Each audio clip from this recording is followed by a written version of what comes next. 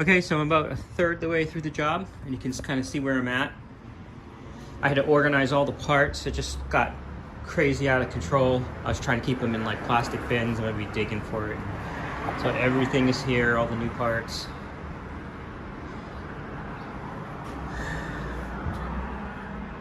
Hardware, everything. Got a subframe here, it's ready to go back in, it's done. These struts, the ground control struts have been stripped and primed with a 2K primer. The steering rack here, ready to go back in. So we'll pass through the engine bay.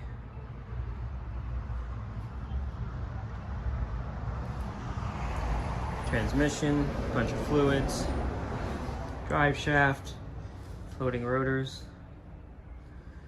bumper, fuel tank, exhaust, drive axles,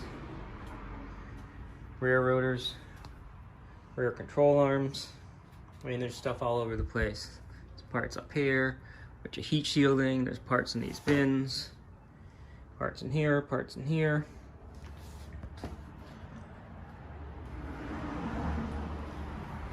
That's not all of it. There's parts in the downstairs room here. My wife is not too happy about. Check out this mess. Radiator, interior stuff, trim, wheel liners, X-brace, all kinds of trim, flooring, upper control arms, door panel inserts. I mean, there's stuff everywhere. And as far as the car, of course, nothing is really too much. It's not back on yet.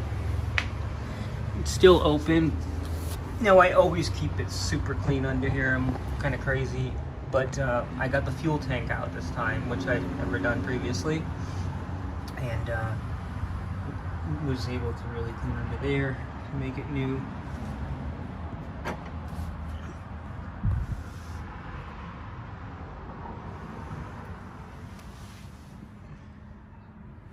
Now, this car was Cosmos Black originally, and one thing that's annoying is the overspray from the exterior coat gets on certain angles. So like all this black is the original. It's original. It just looks dirty. And then over here, you see this black. It's annoying. One thing I noticed from the fuel tank is it'll rub in some spots. And I'm gonna do something to those spots just so they don't get rubbed down to the metal. The transmission tunnel. It's basically like new. And you can see under the car, you can see the gray waxy coating, which is that nasty stuff. I leave it on, it protects it. So you've got the undercoating, we've got undercoating, seam sealing, factory wax, factory primer. The primer on this particular models is like a yellow color, so they don't undercoat the tunnel. And a lot of up here where the subframe goes, the rear subframe, because the water just falls. You don't really need to worry too much about where water's not going to stand. It's not going to sit, you know, and rust. But I was not happy with the way it was looking. Mostly aesthetically, but it was sort of a mix match of undercoating and then no undercoating and then factory wax. And I ended up redoing this section underneath the subframe. At any rate, you can see the engine.